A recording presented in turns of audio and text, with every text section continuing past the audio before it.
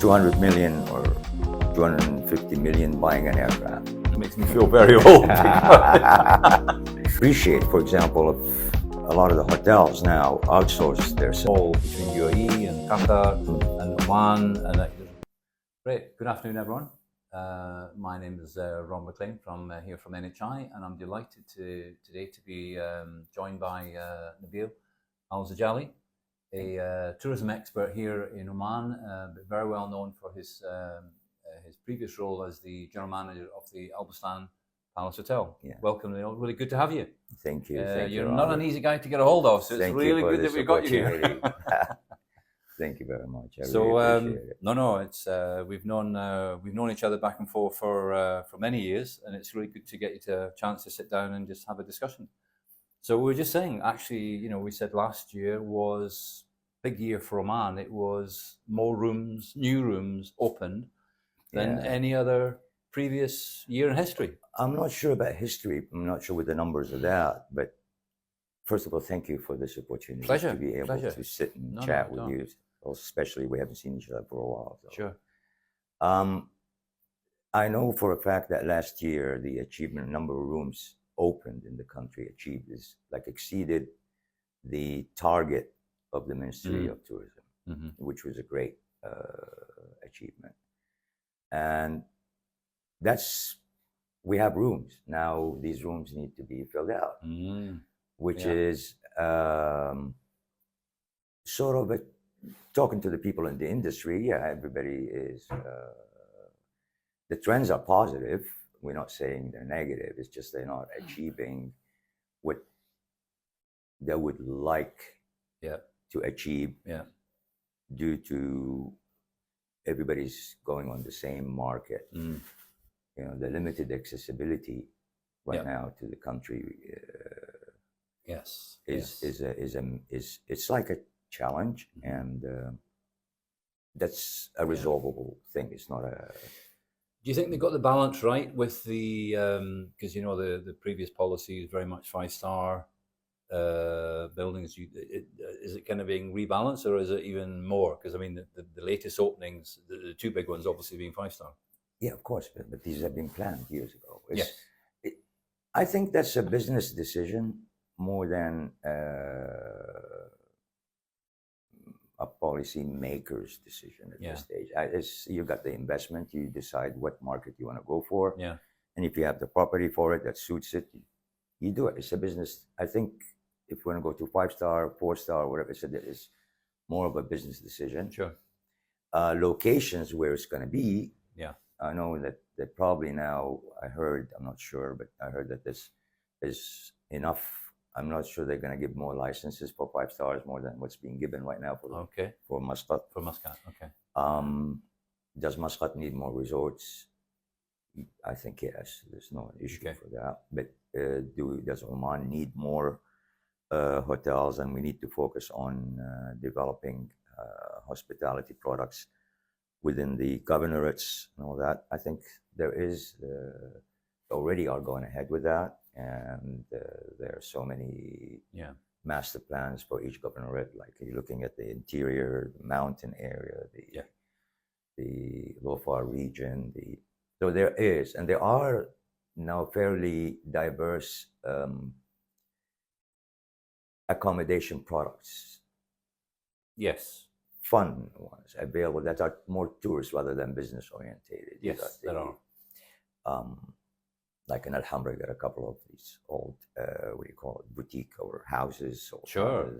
I mean, the mountains are rapidly developing, aren't they?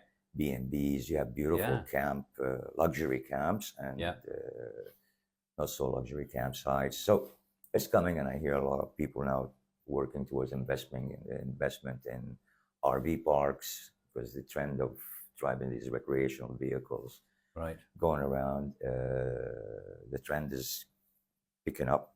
Okay. And I've seen people talking about it in different locations in Oman. Sure. To happen. Okay. So I expect it to become a trend. The trend is in terms of investments, and it's okay. It's going right. Number of people coming into the country as tourists I mean, tourists is anybody who spends a night overseas. That's considered Sure. a tourist, depending on the purpose of the visit, but it's counted in. The number of people arrivals and things from the STR, which I look between 24 and first couple of months of 25, there is like a 1 to 2% increase in the overall Oman, and Muscat has a bit more, about 4% or 5% increase, which is good. But that comes, which is a good increase considering the limited accessibility of the airline. But there's also a lot of people coming through various points. Like they come a lot of traffic now comes to Oman. Tourist traffic comes through Istanbul on Turkish Airlines. Yes, it does. And on Qatar Airways. Yeah, they do a lot, and they contribute to it. True. Oman Air is playing its role. It's maintaining the main. Sure. And I see they're doing more to the UK. I think they should. They will. They will. Yeah. You know, Oman Air has gone through. I know challenges and a tough time. And it's a restructure.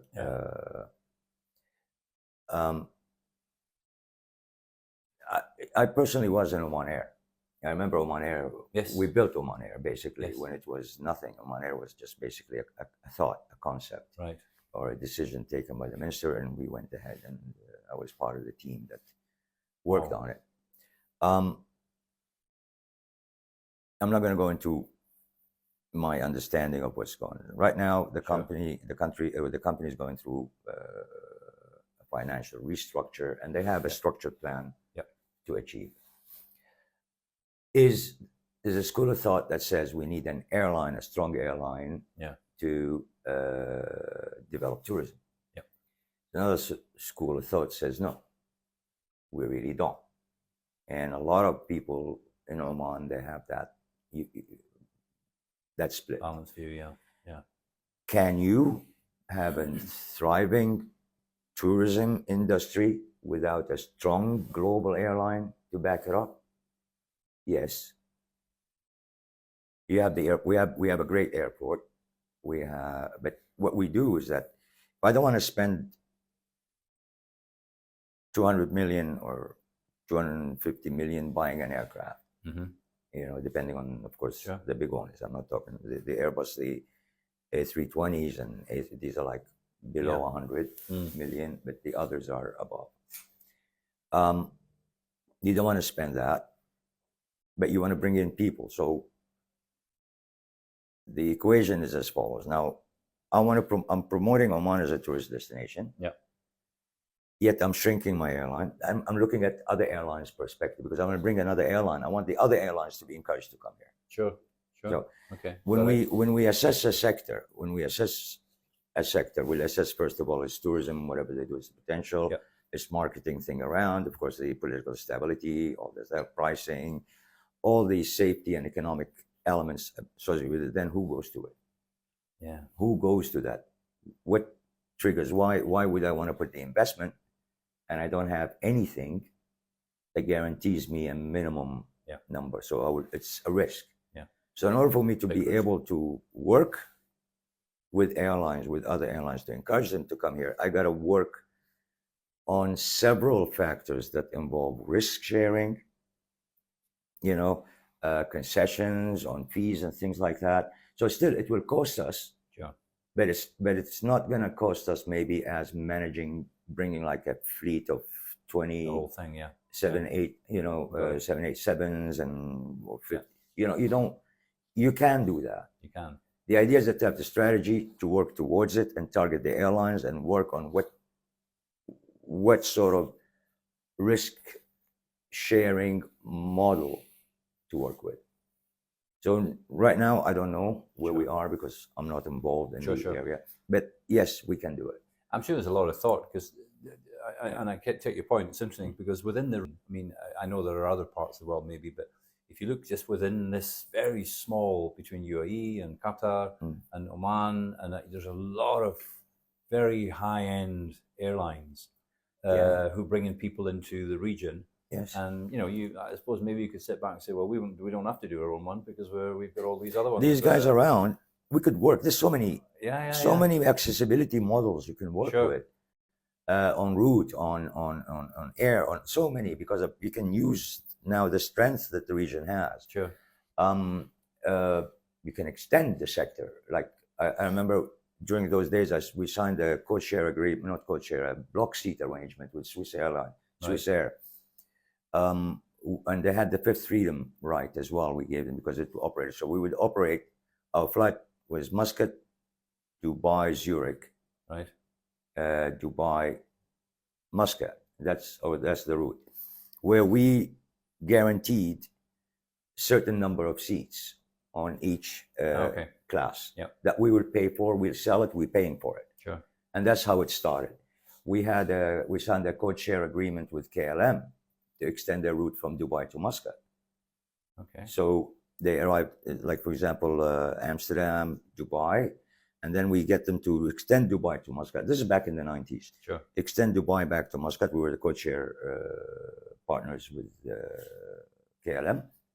And on Dubai, Muscat, Dubai, they had also the right to carry passengers only for Dubai. That's fifth freedom, where you go you take a passenger from one destination to another destination without coming to your hub. Right. So that's a fifth freedom. Okay. So we gave them that.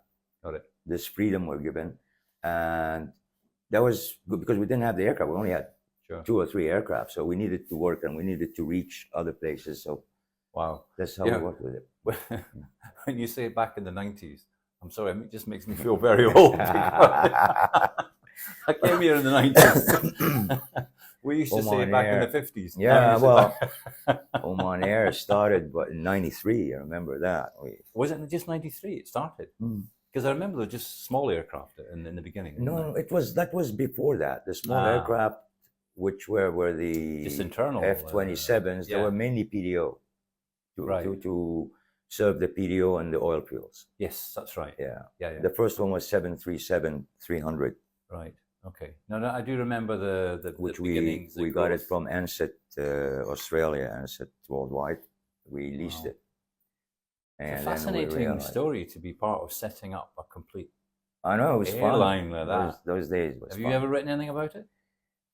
No, maybe I talked about it. Somebody should, because it's It was fun. Yeah, it was fun. It was Well, fun. And you know what? Guess what? It wasn't a strategy either. Yeah, just see what happens. It was, Gulf Air did not serve Salalah sector properly. And of course, because you had the mix with Gulf Air, with Oman, and of course. Yeah. And that was a big challenge for the airline. Yeah. And then Oman, the chairman, who was the Minister of Communications at that time, His Excellency Sam Ghazali, said, okay, we'll set up our airline. Right. So he put the team together, and can you guys do it? Well, Oman Aviation Services had the infrastructure, of course. Yes. The airport, the handling, the ground handling, the whole lot, all you needed. And the flight operation is already there because the infrastructure for it is there. The hangars are there because of the F-27s and the Cessnas they had those days. So the team got in there. Okay, can we do an airline? Yes, we can do an airline. Oh. And within 45 days, there was a flight landed. Wow. With Oman Air livery on it, and that's incredible. And crew. And 45 days. Yeah. Wow. From the decision made until the first aircraft arrived. That's very impressive. It was great, but simple. You call it, you lease. The demand was simple. Okay. You just call them. Look, I want an aircraft. I want this. I want this. I want that. How much money you have? Fix it, and it comes. So it's not a. If somebody listens to this podcast, they might get some ideas from you on this one. You might see some local airlines popping up after this.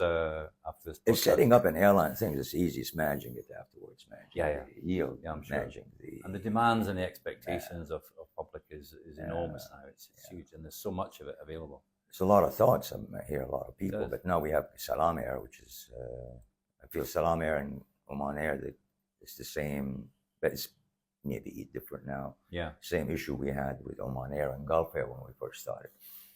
Gotcha. Yeah. Same setup. Yeah. So with in all terms of the challenges mainly we had, I remember those days was traffic rights, Okay. because everything was Right. Gulf Air was the Sure. national carrier. We were Yes. not national carrier, so we had to. And everything we do, our main sectors were India, because we just thought, okay, set it up. We do Salalah. Sure. Salalah does nothing. You have an aircraft goes to Salalah in the morning and back, and evening and back, subsidized rates. And then you do what? It has to work. So we did the first Muscat Dubai at 9 p.m. Arrives from Salalah at 8, and or 9 o'clock departs from Dubai. From Muscat, takes all the traffic to Dubai and everywhere around the world. You go to Dubai. Dubai is a hub, right? Yep. And then Dubai, and then we wait in Dubai till about midnight something, where everybody comes from wherever, and then they connect to Oman Air. They come back to Muscat, and then we said, well, what we're going to do, we need to do more.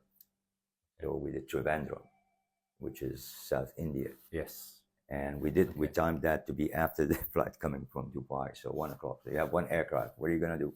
You have you have a technical.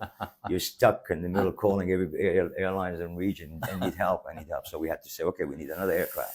And that's how it developed. There was no strategy except just serve Muscat Salalah. That was the main objective. Okay. But then it developed. Look at it now. It's developed massively. I mean, even from your time then, when you think about the airline capacity, the rooms capacity, and the whole thing. Different. I mean, shifting the topic slightly on that a bit. I mean, and when I say we, I've been here long enough to be, we're included in this. Have we done enough to, with all that activity and all that economic power, have we done enough to get people involved in that industry? The whole purpose was to create employment, working economy. with you. There has been a couple of institutes, but one of the projects that I worked with you on was, remember, the culinary, the chefs. Yes. project. Yes, I remember. We could Chef not. Jorgen. Yes, with Chef Jorgen. We could not find people in Muscat. We advertised, remember? Yeah. That was the thing. And then we had to go into the Batana and talk to different, and then we managed to get how many? 15? Yeah, I think so. Yes. People enrolled through a 3-year program. Yes, But it was overall. Yes. overall 3-year program. That's right. And with Chef Jorgen, and the guys were, overseeing it, and with you, and it was City and Guild, and that's a very successful. And I know some of these guys are continued in the profession. They have, and they're working all over. They're not just in the Abustan. They left. They got opportunities in different parts, and and we're very proud of them. That's one of the beautiful things you added, which is usually people associate the industry. What am I going to do? Jobs in these industry, in the 80% of the jobs are like either in the housekeeping, in the front office, waiters, waitresses, laundry, F&B, the whole lot. So, there's no top management. Everybody, you got to work. And then supervisor, there's only one supervisor position. You cannot have 20 for section or for departments or for that. And most people would come to you from Oman. They wouldn't work in front office. A lot of them are avoiding F&B. A lot of them are like, no, I don't want to do housekeeping. I want front office. I want admin. Yes. So to come and try to explain, that's one thing. So there's what I know NHI does. NHI first educates people when they come to the industry. Good, it works. Like we work with people, we select them together and through these programs. But a lot of the ladies and gentlemen that have reached management, because it's a long term, and it is, and you got to be also ready to move from one property to another. You can't just, it's not like a ministry or something. You got to be able to be mobile. Sure. In order for you to go up the ladder. Otherwise, you get stuck because there's only one supervisor, one assistant supervisor. Right. Yep. Absolutely. To find one, there's an opening in another property. You go to that property. You don't, you apply for it. Sure. And what you have done here is that you've created the people that have come from here. I believe they've had more acceptance of their roles. Agreed. And their professional status at that Yes. job or particular time. They come in, they know I'm here, I know what I want to do, and they know, or they have an idea of how to go up, and then with orientation and stuff like that, we try to help them and guide them through the process. But that's what I noticed. Interesting. What's happening with the graduates or with the basically the students or the work, what do you call it? The ladies and gentlemen that come and work that come and join the industry coming from here. And I know a lot of hotels are keen on those guys rather than coming from other establishments. Sure. Interesting. Well, that's good to hear. I think also too that hopefully reinforces our idea where, I get many people coming to me and say, oh, the problem is the young people want to come to me, but they want to know when they're going to be a manager or when they're going to be a supervisor. And I often think, well, I never have that issue. And I think possibly it is because of the nature of our programs. It's very clear from the beginning. Absolutely. You can get there, but you're not there yet. And in this industry, there are very few people who have got to the top without going through the different stages. You'll get a few exceptions, but most people have gone through, because you need to understand what the trade is around. What is all this about? Customers, services. It's not straightforward. And by going through it, they need to go through it, and they need to understand it, and it's a passion. They will find out, I think, from the first month or two they come for training here, whether that's their passion or not. And the good thing that you also have the facilities for them to simulate the real life scenarios. Yes. Or they come after that for on-the-job training. These jobs are highly demanding, long hours. Yeah. The pay is modest at the beginning. Mm-hmm. So people rely not just on their basic or whatever salary is given, but there's a lot of other things involved in it. In addition to people rely on, they get service charge, they get all that. So all these things they go on. So you can't just look at a salary, look at so many other elements coming into it. But do you have the passion or you don't have the passion? And you will know if the person will continue and grow up the ladder in that sector, or they will be stuck in their job, and after 20 years will be doing the same thing and might become a liability on the establishment. Don't say that, Nabil. I've been here for 30 years. No, I'm not talking that. I know, I'm talking liability in terms of not happy. They won't be happy. Sure. I have people, I know people that are working for 30 years in the Al Bustan. I mean, I spent 17 years. People were there 17 ahead of me. And they're happy doing what they're doing. And he says, look, I'm just happy being here. Yeah. It's interesting you say about the passion, because, we interview lots and lots and lots of, even just yesterday, lots and lots of totally fresh candidates. And I know that might seem a little bit, but something they don't really even know what their thing is at that point. Yeah. So I always see this place as kind of, yes, we're training them and giving them skills and knowledge, but also allowing them to think, well, actually, I've started this now, is this for me? Or is it good? Wow, I didn't realize it was going to be this good. I'm well into this.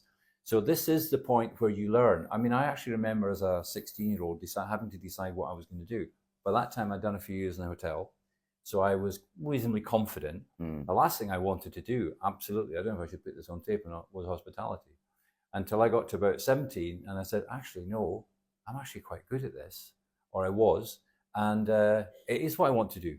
But it took me, it wasn't immediate, even though I've been involved in it. So some of these guys who come in totally fresh, and they have this kind of thinking, but trying to get them to determine after a period of time, they've started doing it. So they come in every day and they're in uniform and they get into a structure and an accountability and etc. Oh, I quite like this. Then you start building the passion. This is where, I mean, you just said by the time you were 16, you had already a couple of years in the industry as part-time. Yeah. So one of those things that we should encourage, and I know the government is encouraging the part-time work, is students and Yeah. to be able to work part-time, and the industry, because of its seasonality and things, it's really especially in Oman, it can give you, Sure. you can work on part-time. I remember when I was working in a tourism company, I used to have kids work with me on weekends. University and Yes. Yeah. they come on weekends and they work with us, or when they're on vacation coming from overseas. But that's one thing. The other thing is, which I believe is lacking, and maybe not just in Oman, so many different countries, which is the orientation. Whether you're graduating from a diploma or a university or some orientation of the workplace. Mainly, a lot of this is done by academic professors, try to help guide you through how to apply, how to put your, which they do their job as professors and everything. But when it comes to their work and transitioning that talent from the educational institute into workplace, that's a challenge. That's a challenge. That's tough. And who's going to do it? That's the main thing. Which passion? Some kids are lucky; they have their passion from the beginning, and they know and they pursue it. Yeah. And some are just going for a degree to think afterwards what they're going to do. Yeah.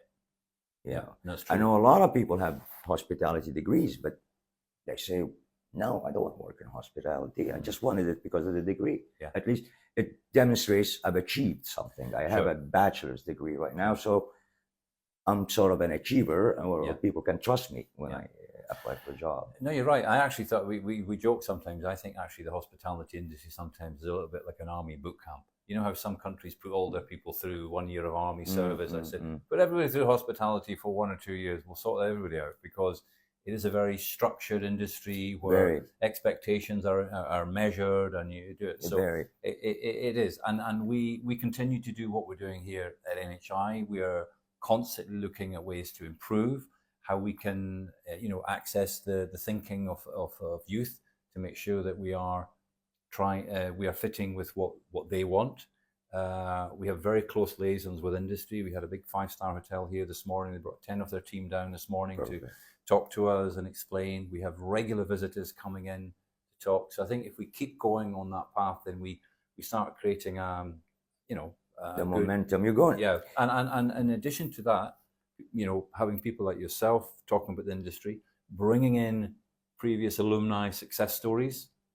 That would be a great thing. Yeah. I mean, in fact, that you need to do a lot of this for the kids, for them to understand, because yes, there are a lot of alumni success stories that people, and that's one of the good things which hotels do in orientation, especially if you have people who started right here, 100%, and they reach that position, in like leadership. I had I won't say names, director of a 5-star hotel this morning, director of security and protocol, ex-room boy. Imagine. Started as room boy, went over, came up through the ranks, got into security, came up through the ranks. He's now a very senior, well-known individual here, and I've got many. And the fact that they came through that route is even more valuable. Absolutely. It's not devaluing those who got it quicker, but the stories. In fact, I was with the Radisson are celebrating their 25th anniversary. Oh, wow. And I was with Michael Cash last week. And we got some old photographs out, and we were looking at some of their early students. And I know some of these guys. One of them's a pilot with Oman Air now, Captain Bada. Yeah. So, it's great. And the one benefit of the longevity is you can kind of remember. Absolutely. And you see the fruits, the fruition of all the... And you have to see it for yourself, because otherwise, you think, well, are we getting this right? Are we achieving anything? Are we getting somewhere? Yeah. One of the things I would like to just say here. Sure. Employment within the industry does not have to be just in the hotel jobs. Yep. There's so many other things. Now, sure. When we look at it, I would appreciate, for example, if a lot of the hotels now outsource their services to companies. Now, most of the SMEs you see in Oman are burger shops and whatever. Or karakti, and that's not it. If we want to focus on the industry and get it, you could do laundry that serves hotels if we Yes. outsource. Sure. And that's what the industry has to go towards that. If we have these small businesses that people get in and work with it, I don't have to have big companies manage the beach for me, but I can have small companies manage it. Yeah. The beach operation, Mm-hmm. provided as a hotel, I would probably give them minimum standards. I would Yes. work with the institutes like yourselves and everybody else to understand what are the safety standards, Sure. what's the minimum, and all that stuff. Sure. And as a government, I will push, because as hotels, we tend to say, oh, I want you to give me $3 million worth of third liability insurance and all this stuff. I'm sorry, if this is a government initiative, we will do it. This is it can be done in a way that makes it easier for hotels, number one, to be able, because it's to be able to say, okay, this GM, he will not be afraid that, oh, am I breaking, Sure. it's government driven. Yeah. And so it will offer venues Yes. for people to be able to participate in the industry, and provided also we need tourists, of course, to fill this up. Yes. And you don't just think of tourism, because if we look at tourism industry as a major absorber of Sure. of If you take of the whole employment, gamut, yeah. there's so much. Yes, there are. But you need the activities, you need you need the infrastructure, you need the mental thinking towards it, you need the amenities. There's so much. I mean, to position a tourism destination, you get what you call the 5 A's: accessibility, accommodation, amenities, activities, and so many different things. So if we can put this together, which I believe the government is working towards. I think they are, and you need all these parts to actually make the whole process work. Otherwise, you end up having bits which are fine in themselves, but they're kind of short because they don't have any, like, people are looking for activities and things to do. You need to set these things up. You have certain things and you don't have others. You have this, you don't have that, Yeah. which means good. So there's still a lot of room to make sure to have the whole picture sort of. No, it's getting there. I think it is going and it's moving. But Nabil, it's been brilliant talking to you about this today. It really has, and we really appreciate your time. And thank you for being with us. And we hope this will not be the last one. Thank you very much. Thank you very much. I hope I added value. You Thank certainly very much did. for that.